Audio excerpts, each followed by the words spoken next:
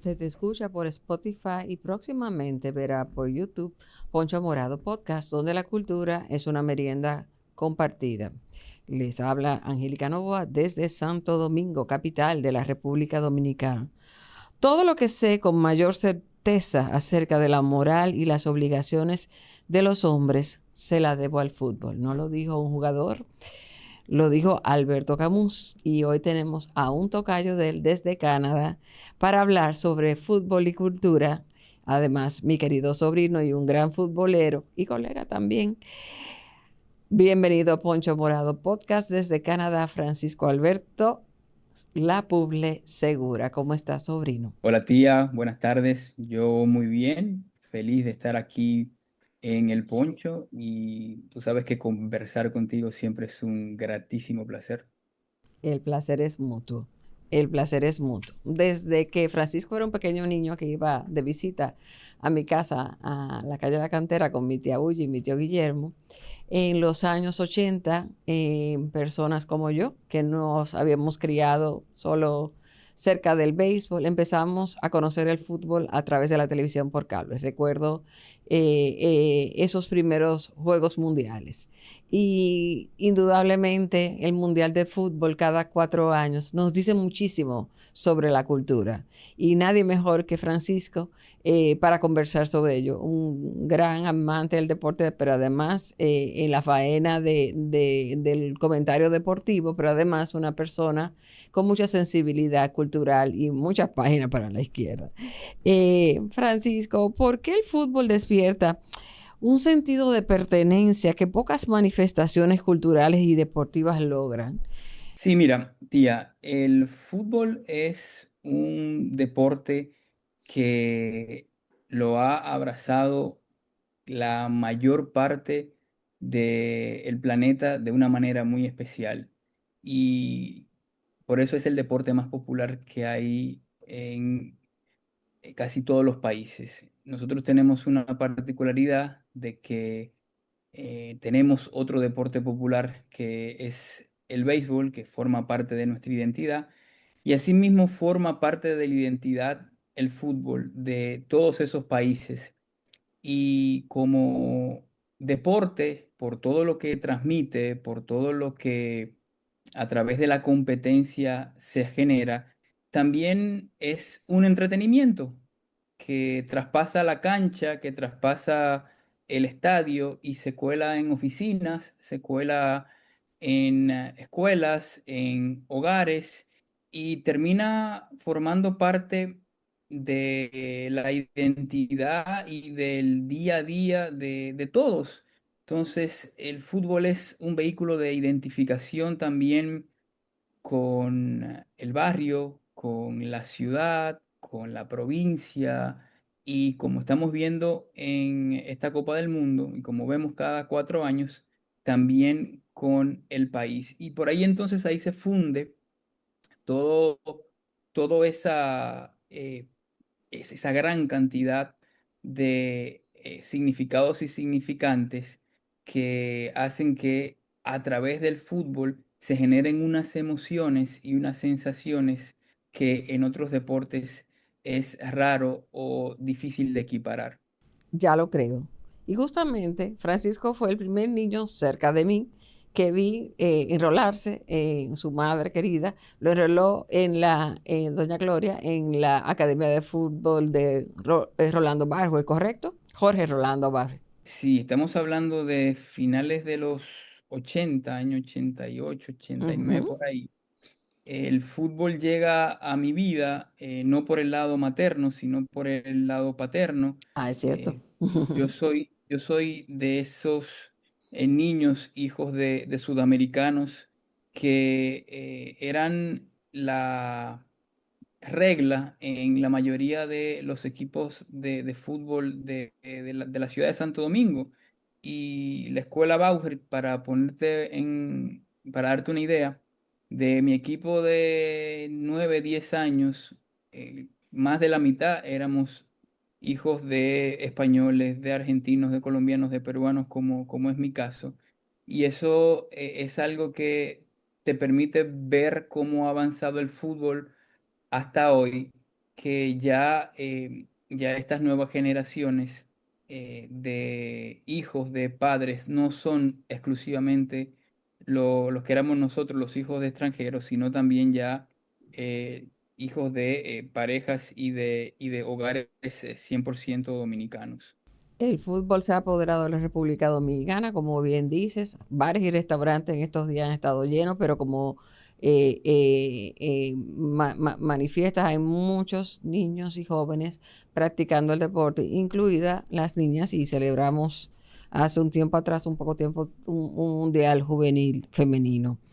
Eh, Francisco, ¿qué valores culturales transmite el fútbol que contribuyen a ese diálogo de generaciones que quizás es distinto al de otras disciplinas deportivas? Mira, yo creo que el deporte en sentido general y lo describe bastante bien Ortega y Gasset en su ensayo Origen Deportivo del Estado, eh, da al ser humano y al individuo que lo practica un conjunto de cosas interesantísimas que terminan atravesándolo.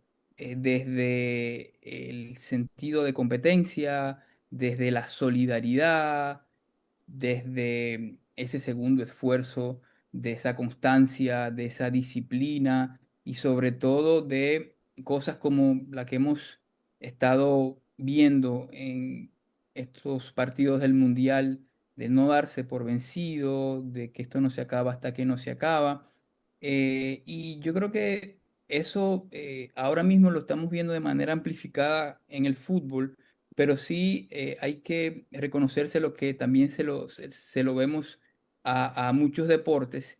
El béisbol, por ejemplo, tiene todos esos valores que terminan haciendo al ser humano, y por eso la importancia de la práctica del deporte, un ser humano más social, un ser humano más empático incluso con el prójimo y con el entorno que les rodea. Ya lo creo. Me gustaría que de esta copa destacaras algún instante que particularmente te emocionó y donde podemos ver esa manifestación de empatía entre jugadores, incluso entre jugadores no necesariamente del mismo equipo. A ver, el fútbol se da algo interesante y cada vez se da de manera más frecuente en los torneos de selecciones, como este es el Mundial, que terminan integrando jugadores de distintas selecciones que en su vida y su día a día coinciden en los clubes. Es decir, hay jugadores que militan en el mismo club, pero que a nivel de selecciones se terminan representando por sus distintos países. Entonces ves, por ejemplo, jugadores que en la selección española se abrazan con su compañero de equipo que juega en la selección francesa, como vimos en la primera semifinal, y esa solidaridad y ese compañerismo que se deja a un lado, claro que sí, en los 90 minutos, porque somos rivales, ya fuera de la cancha terminan abrazándose, conversando, hablando de las anécdotas del partido, porque al final el fútbol es una competencia, es un entretenimiento, eh, es en esencia pasarla bien. Lo que pasa es que le vamos agregando cosas y factores que van al partido Argentina y la selección de Inglaterra es algo que te sobrepasa por todo lo que significa y todo lo que rodea histórica y socialmente un Argentina-Inglaterra, por ejemplo. Claro, y pienso que lejos de abrir heridas históricas del pasado, es un momento para la confraternidad y que gane siempre, por supuesto, el mejor. Pero bueno, ¿qué refleja el fútbol? Sobre todo este que estamos viendo.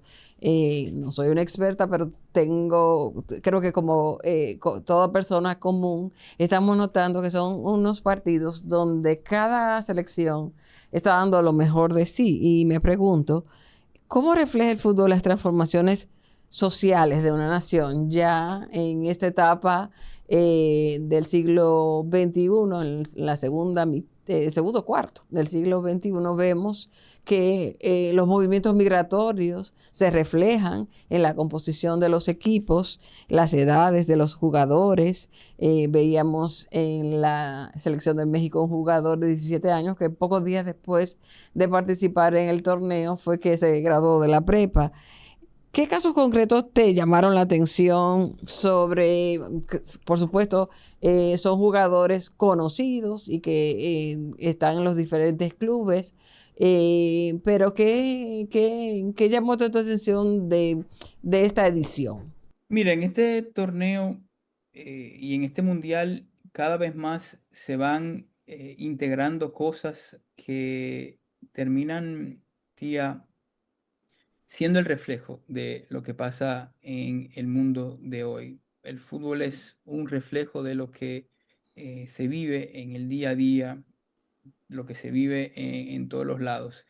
Y comenzando por el inicio de tu pregunta, mira, cuando uno juega un deporte, y en este caso el fútbol, representando al país, eso genera una emoción y un sentido de compromiso muy especial. Quien llega a una selección nacional de un país es un atleta de alto rendimiento, que primero fue niño y que vio a otros atletas como tal y los tenía como referencia. El atleta que llega a la selección nacional soñó llegar ahí. Y lo interesante es que todos los niños de su colegio, de su universidad, de su barrio, también tuvieron el mismo sueño, pero no todos llegan. Llegan solamente un porcentaje muy pequeño, ya ni siquiera al profesionalismo, ya a la selección. A la selección de un país llegan los mejores de los mejores. Y eso ya te da una distinción muy particular. Y eso te genera un compromiso, como dije también, por encima de, porque estás representando no solamente al país, sino al sueño de todos los niños, de todos los jóvenes que practican ese deporte y que te van a seguir. En nuestro caso, por ejemplo, una de las selecciones más emblemáticas son nuestras reinas del Caribe, y que son un referente y por ellas hay muchas niñas que están jugando queriendo ser ellas. Entonces, por ahí ya hay una emoción, un amor distinto, un amor especial eh, que se va reproduciendo y que es un vehículo de ida y vuelta entre el integrante de la selección y todo el país. Sobre el tema de la edad y de Gilberto Mora, el jugador que Morita. me hacía referencia, que juega en los Cholos de Tijuana, eh, el deporte ha avanzado a tal velocidad que el atleta comienza a formarse, comienza a desarrollar sus habilidades eh, a muy temprana edad y con las condiciones de avances en nutrición, de planes de entrenamiento, condiciones psicológicas, educación, ese talento que vemos de 10 11 años ya se está poniendo a disposición del deporte de alto rendimiento, en este caso profesional, de manera muy rápida. Y te pongo también el ejemplo de España con Lamine, que acaba de cumplir 19 años. 19 años también tiene Pau Cubarsí, el central también del Fútbol Club Barcelona, que está haciendo una extraordinaria Copa del Mundo y hace poco terminó también los estudios secundarios. Y antes, cuando surgió Pelé, que surgió de 17 años, en aquel Mundial de Suecia, era totalmente una excepción y hoy en día, como te digo, con todos estos avances, se está viendo esa irrupción de manera más temprana, asimismo como se alargan carreras. Messi tiene 39 años. Correcto.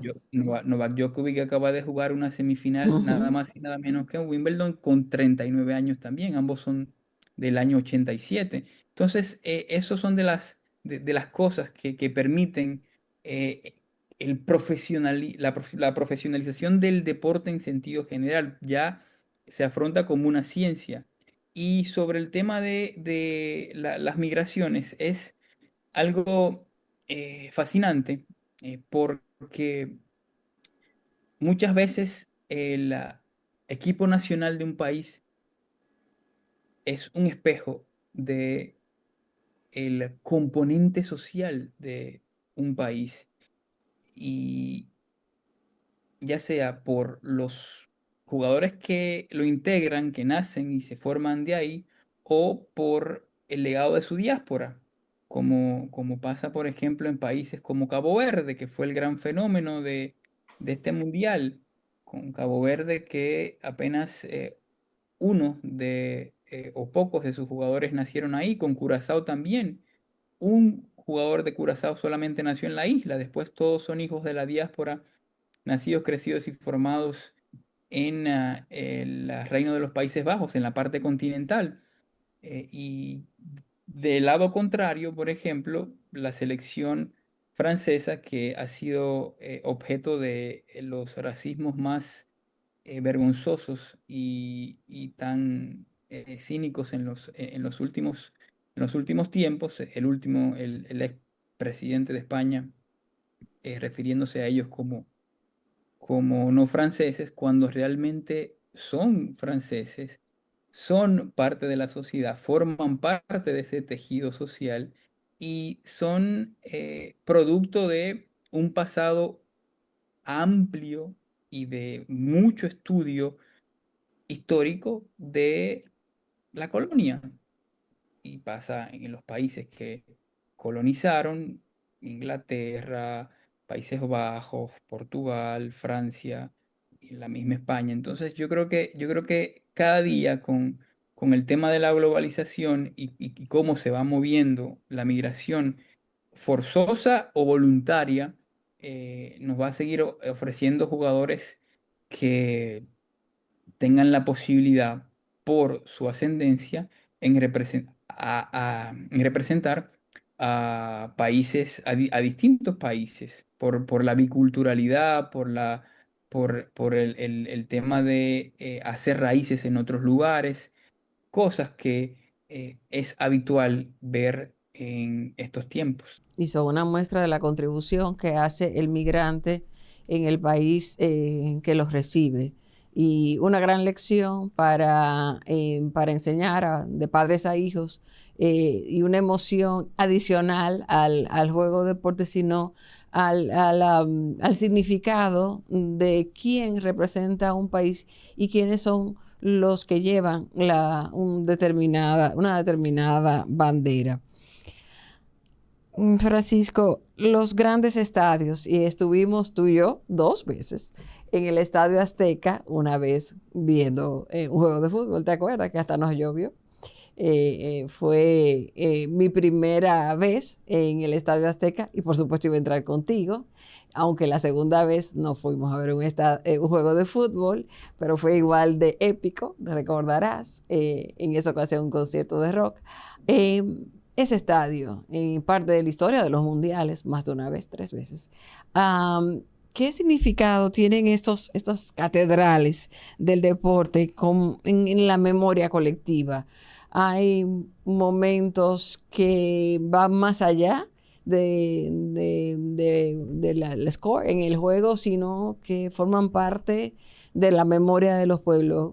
¿Qué podrías comentar sobre el caso del Azteca y otras catedrales importantes que tanto en Europa como en América existen en diferentes, Sudamérica también de manera importante, en Brasil, por ejemplo, con el Maracaná? ¿Qué papel juegan en la memoria de los pueblos? Muchísima, muchísima. Y mencionaste a dos estadios emblemáticos sobradamente importantes.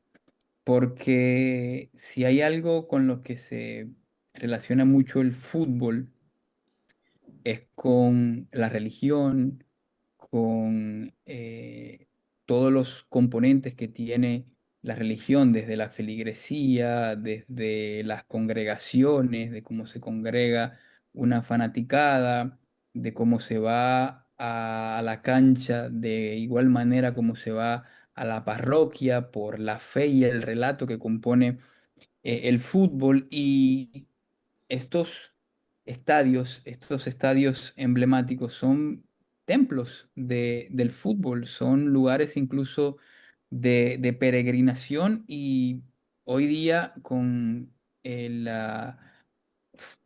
turismo deportivo muy de moda, de manera más recurrente. El Estadio Azteca es un estadio que ya no es del patrimonio deportivo mexicano, sino del patrimonio deportivo y futbolístico del mundo. Ahí salió campeón Pelé, ahí salió campeón Maradona, dos de los futbolistas y dos de los deportistas más grandes de todos los tiempos. Es un estadio que por mucho tiempo fue el más grande de la región, además de los componentes arquitectónicos, de lo impresionante que es. Entras y te das cuenta de la vibra que tiene, de las voces que se escuchan inclusive vacío. Hay una canción de Andrés Calamaro, que canta Andrés Calamaro, que se llama Estadio Azteca, y como digo, o sea, cuando era niño conocí el Estadio Azteca, me impresionó ver al gigante y me quedé mudo, todo eso. Yo creo que pasa con el Estadio Azteca, pasa con el Maracaná, que está muy atado a la vida carioca, a la vida de Río de Janeiro, a la vida deportiva de Brasil. Y si le preguntas del Maracaná a los uruguayos, te van a decir que las páginas más importantes, ya no de la historia deportiva del país, sino de la historia del país como tal, se escribieron en esa gesta histórica del Maracanazo de 1950 con Alcides Chilla y todos esos grandes, Obdulio Varela y esos grandes eh, próceres, porque terminan siendo próceres los jugadores de esa segunda Copa del Mundo de Uruguay. Y además del Maracaná, además de del Estadio Azteca, los estadios argentinos, la Bombonera sobre todo, que es incluso visita turística importante. No lo quiera ver tú lleno a reventar en un partido de la cancha de Boca, el Monumental de River Plate también. También. En Inglaterra, por ejemplo, Wembley, el Estadio Nacional, el Wembley, que antes tenía una arquitectura tradicional y hace 26, 25 años fue remodelado y convertido en uno de los estadios más grandes de Europa. Wembley es uno de hecho, se le llama la catedral del fútbol mundial, no solamente europeo, y es el estadio donde cualquier futbolista de alguna manera sueña a jugar allá en Londres. Y como todos los estadios, o la mayoría de los estadios, vienen acompañados de conciertos emblemáticos. Wembley, por ejemplo, eh, vio a uno de los conciertos más grandes de Freddie Mercury y que se recuerdan a finales de los 80. Y asimismo también, igual también el Giuseppe Meazza de Milano, allá en el barrio de San Siro, el estadio del Inter y del Milan, el Olímpico de Roma, y en España también el Bernabéu del Real Madrid, el Camp Nou del Fútbol Club Barcelona, que, que ha visto y que vio al mejor Messi, aunque si nos ponemos a hablar de Messi, no sabemos cuál fue el mejor Messi, si el del Barcelona o este, que desde hace 5 o 6 años está resistiéndose a la curva de declive, está mejor que nunca. Pero sí, el estadio, y te lo digo a nivel gran, de gran estadio. Pero cuando tú vas, por ejemplo, a ciudades como Londres, como Buenos Aires, que para mí son las dos ciudades futboleras más grandes del mundo, cada barrio tiene su club y su club, su estadio, y son referentes de ese barrio, son referentes del pueblo, y ahí se juega mucho el día a día de esa sociedad, ahí se juega mucha emoción, mucha alegría y también se dan abrazos de tristeza cuando se pierden, lágrimas cuando los resultados no se dan y por eso es bonito el deporte y esas son de las partes más emocionales que tiene el fútbol. Son realmente espacios de cultura de paz. Bien, vamos a hablar de un poco de el impacto del fútbol en las bellas artes, específicamente en la literatura, escritores, algunos poetas, y cineastas, muchos, han encontrado inspiración en el fútbol. ¿Cuáles te resuenan en este momento? Mira, hay una escena donde Pablo Sandoval se sienta a conversar con Benjamín Espósito. Son dos personajes de El secreto de sus ojos, la película de Campanella, que Sí, ganó Oscar sí. a mejor película de habla no inglesa, Argentina de hecho, y Darín, que es el que interpreta el personaje de Espósito, conversa con Pablo Sandoval, que es Guillermo Francella. Y los dos en el after work del trabajo son ambos abogados de un juzgado de instrucción. Ujú. Están hablando un poco del expediente de una persona que quieren ubicar y Sandoval, casi borracho, le dice a Espósito que hay algo que tiene el ser humano que no se sustituye nunca, que uno sustituye muchas cosas en la vida y hay cosas en la vida que no se sustituyen y una de ellas es la pasión y en este caso la pasión por los colores del equipo que atraviesan tu corazón.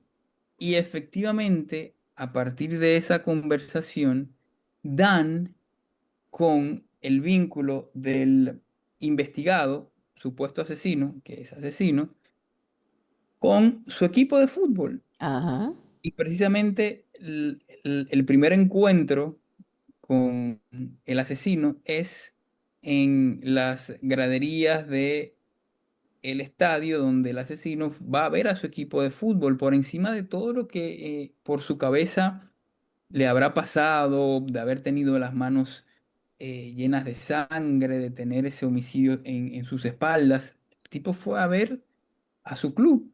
Y yo creo que es esa escena que se concibe en el cine, se puede dar incluso en muchísimas artes para mostrar la trascendencia Ujú. de la cantidad de cosas que genera el fútbol. Galeano es otro de... Justamente te iba a decir que probablemente Campanella bebe de aquella famosa frase de Galeano que dice que puedes cambiar de pareja, puedes cambiar de partido político, pero no puedes cambiar de equipo de fútbol. Y esa escena que comentas, donde hay una persecución en un estadio, ¿en cuál estadio es que hacen la persecución? ¿La Bombonera? No, mira, ese estadio es el Estadio Ducó, Ya, que queda en el barrio Parque Patricios de Buenos ya. Aires Ujú. y es del Club Atlético Huracán.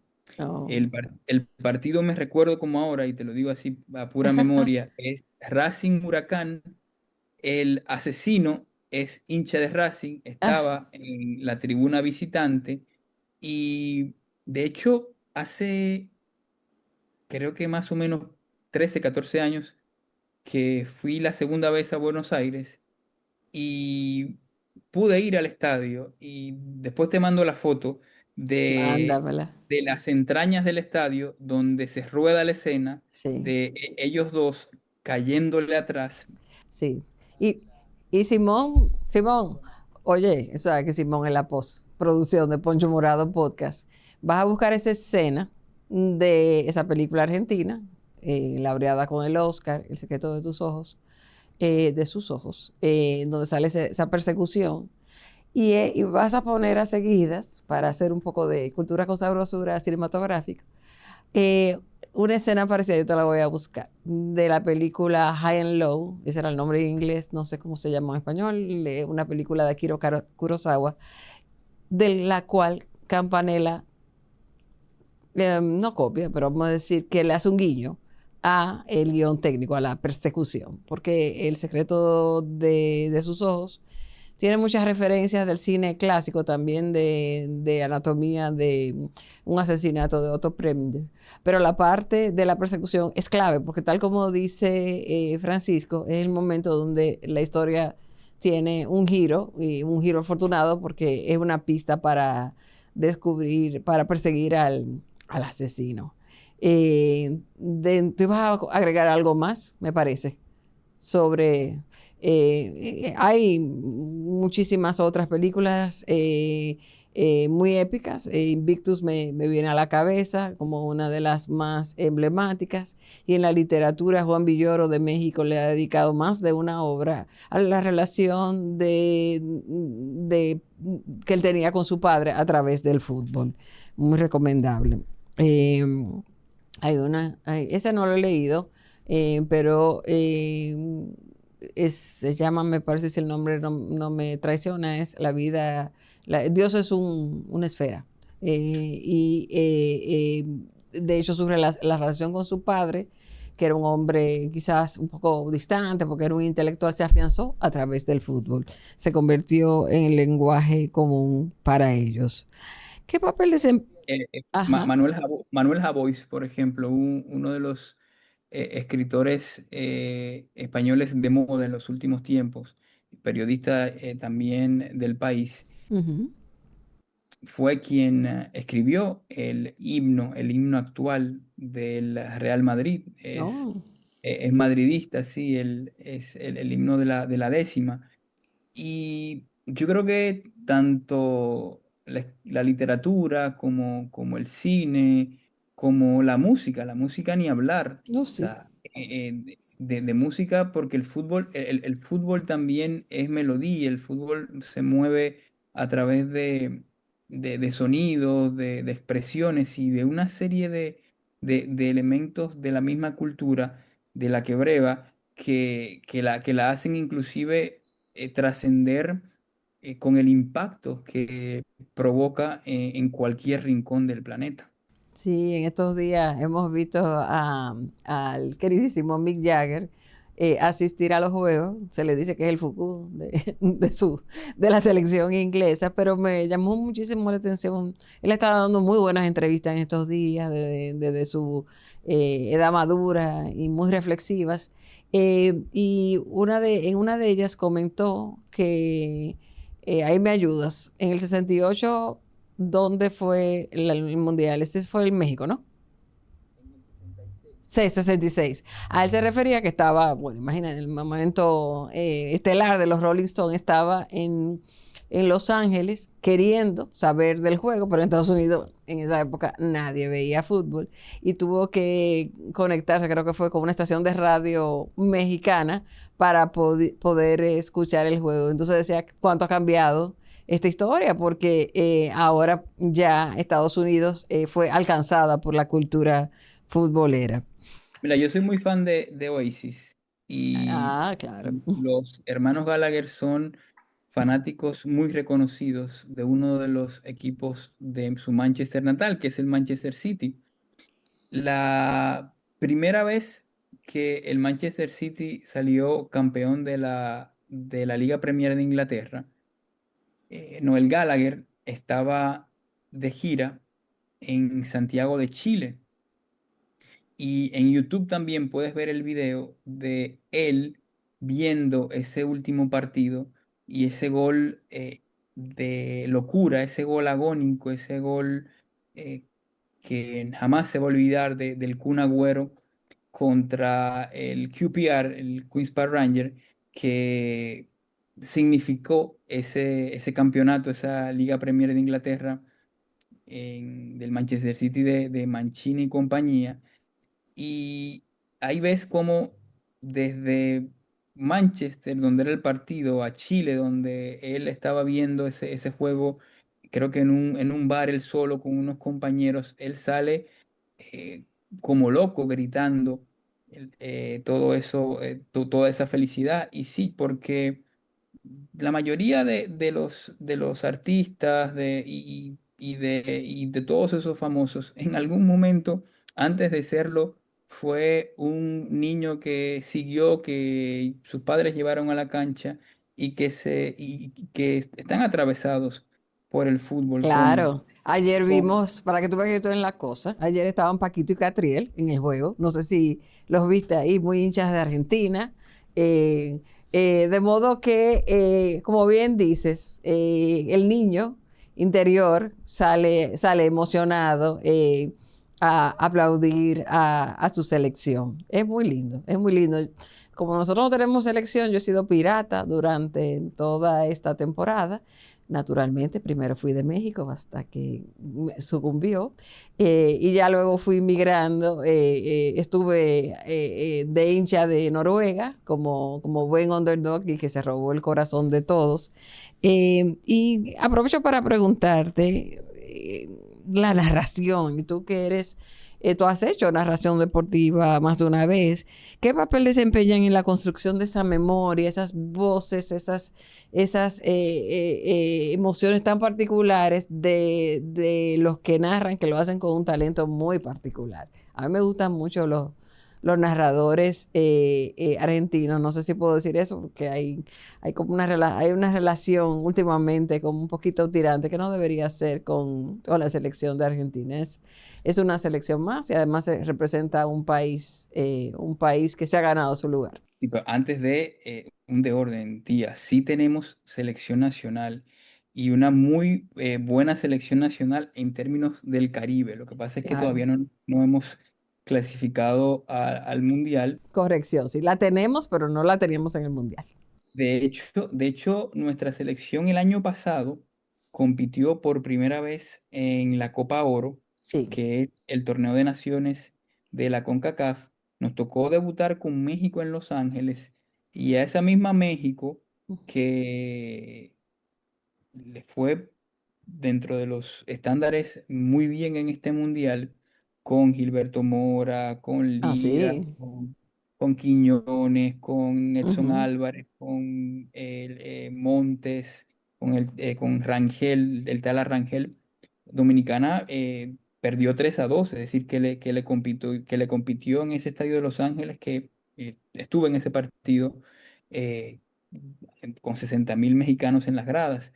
Entonces, sí, yo creo que tenemos selección, hay que todavía seguir trabajando, hay que seguir agarrando esa constancia y respetando todos esos procesos para poco a poco ir avanzando y ver si en algún momento podemos tener la oportunidad y el gran privilegio de estar presentes en un mundial como este. Mira, sobre los narradores, eh, forman también igual gran parte de sus relatos componentes de los grandes momentos del fútbol. Te pongo un ejemplo, Víctor Hugo Morales, que acompaña el gol de todos los tiempos, el gol más importante, más grande, más bonito y más trascendente que se ha hecho en un mundial, el de Maradona a los ingleses, arrancando desde la mitad de la cancha y sorteándose a todos sus rivales hasta poder anotar. Ese gol es, yo creo que una de las voces más importantes que tiene el fútbol. Víctor Hugo Morales es uruguayo que tiene muchos años en la Argentina y ese relato, ¿de qué planeta viniste? Barrilete cósmico, por ejemplo, donde él dice, y de hecho el relato casi entero que me lo sé. Él dice, arranca por la derecha el Maradona, viene con la pelota el genio del fútbol mundial y ahí sigue hasta que se confunde y describe todo eh, en ese relato. Luego, sí, cada país tiene sus uno, dos, tres voces características en la medida que sus transmisiones y sus eh, juegos se difunden en nuestro país. La voz más importante de fútbol es Sin sin duda duda, Jorge don Rolando Bauer, Jorge. Sí, sí. que Esa es la voz del fútbol dominicana. sin discusión. Después está Jorge Allen. Y en Sí, muy transmisiones, bueno. no he narrado, pero sí he comentado. Me ha tocado comentar. Comenté 2014 Brasil en radio y 2018 para televisión. Ya Qatar y este de Estados Unidos me ha tocado no estar allá y he trabajado a través de mi columna en el periódico, en Diario Libre, los martes a dos toques, ahí le estoy dando la cuña. Y en Grandes en los Deportes, en el Mundial pasado y en este también, con una columna radial a los medios días. Es fundamental. En México hay un narrador que es emblemático, que es Enrique Bermúdez, el perro, que en Estados Unidos en español, Palomo, Luis Omar Tapia, y los argentinos que también son muy apasionantes, muy apasionados y muy seguidos. Mariano Clos, el Pollo Viñolo, Pablo Giral. De hecho, el relato de Pablo Giral con esta eh, irrupción de las redes sociales se hace todavía más viral de la manera tan apasionada como grita los goles. Los goles de ayer, por ejemplo, de Argentina contra Inglaterra, el de Enzo y después el de Lautaro Martínez, es para ver y no cansarse de ver, no tanto por el relato mismo, sino por lo que contagia a través del relato. Es algo que viene cargado de mucha adrenalina y de mucha pasión. Muy bien. A ver, en tu opinión, Francisco, ¿qué representa esta copa? O, bueno, fue una copa compartida con tres países. Te tocó estar del lado canadiense, te vi por ahí con Julio en uno de los juegos. Eh, ¿Cómo ves? ¿Cómo ves la participación ya no solo de México, sino también de Estados Unidos y de Canadá? ¿Cómo lucieron como anfitriones, a tu opinión, en tu opinión? Yo creo que como anfitriones, en sentido general, organizadores han quedado muy bien. En términos deportivos, se esperaba mucho más de Estados Unidos, por lo menos que llegase hasta cuartos de final. Perdió en octavos con Bélgica, no de muy buena forma. Canadá sí cumplió y superó todas las expectativas porque avanzó y llegó hasta los octavos de final, cayó contra Marruecos, que después terminó siendo eliminado por Francia, y México me parece que lo que despertó en los mexicanos en esta Copa del Mundo fue ese sentido de creerse y de ilusión que hace mucho tiempo estaba un poco rezagado. Recordemos que México en el 2022 no pasa la fase de grupos y en este se mete se mete a los octavos de final y termina cayendo, sí, con Inglaterra en un partidazo en el Estadio Azteca. Pudo más, sí, pero creo que la sensación que dejó fue de una selección que se esperaba menos y que terminó En noveno lugar. sobrepasando las Ujú. expectativas futbolísticas como tal. Y por supuesto la alegría de los pueblos, y ahí México se destaca para recibir a todos los turistas de este nuevo no, pero que creciente modalidad de turismo deportivo. Bueno, podríamos conversar mucho más, Pero vamos llegando a la hora y no sé si te atreves a hacer una predicción quién ganará la Copa del Mundo en este año. Mira, ya tenemos los dos finalistas, Argentina y España. No quiero dar un pronóstico porque no me gusta, o no soy bueno tampoco. Lo que sí te puedo decir que el relato que se construiría alrededor de la victoria de uno y otro sería un relato muy lindo, muy bonito, porque son dos selecciones que están concebidas desde la esencia del fútbol mismo. Y te lo digo así porque sus seleccionadores son dos tipos que nunca entrenaron a nivel de primera división, nunca fueron entrenadores de clubes de élites, del mainstream, del fútbol marketing, sino que se formaron desde las entrañas del fútbol de desarrollo. Fueron formadores de talentos y yo creo que tanto Luis de la Fuente, el español, como Lionel Scaloni, el argentino, son gente que ha trabajado, digamos, moldeando el barro. Y ya Scaloni salió campeón del mundo, Luis de la Fuente, que ha sido, yo creo que incluso muy subestimado y por los mismos españoles, poco a poco se ha ganado fuera de el cariño y el respeto del público futbolero, aunque de los jugadores lo tenía, porque es el profe que se encargaba de la formación de las selecciones menores de España y todos estos muchachos digamos, que crecieron con él, es un tipo que se expresa bien, que trabaja bien, que el fútbol lo concibe como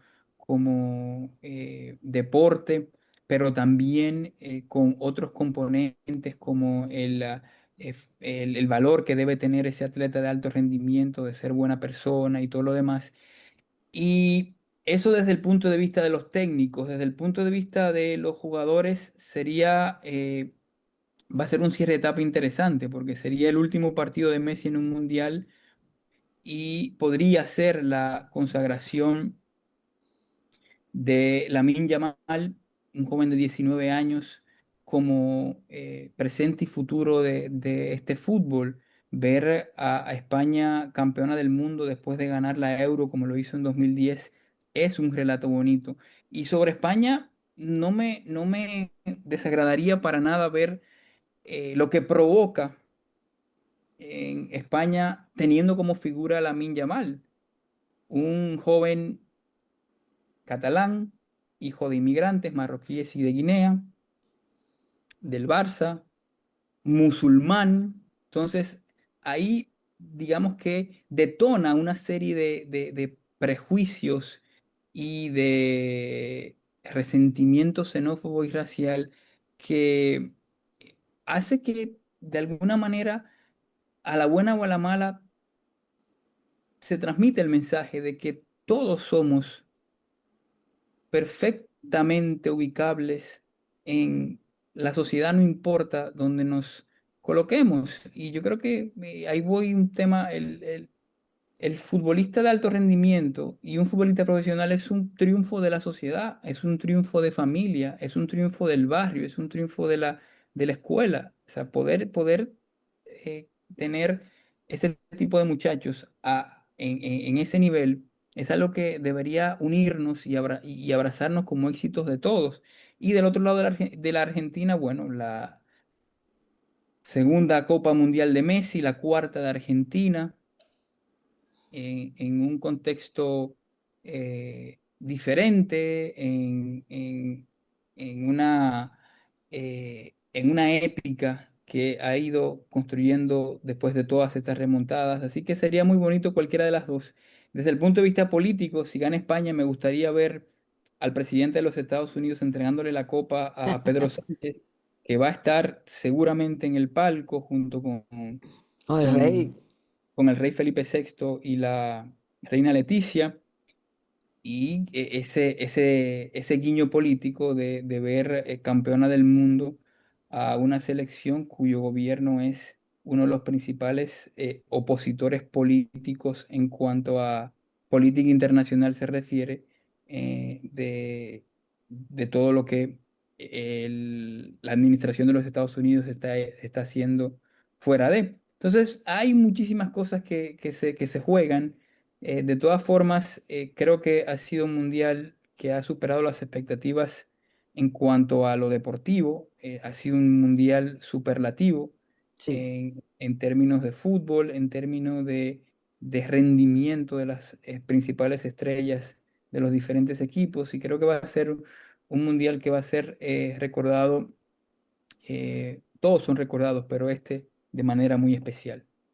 ya lo creo. Me encantó tu lectura, tu interpretación de que vamos a tener uno de dos finales felices, pero los dos serán merecidos para los países que entran, para ambos pueblos, pero además para todos los amantes del fútbol, no importa de dónde vengan, pero además una lección de que la humanidad se puede acercar de una manera tan noble como lo permite este juego y sus reglas.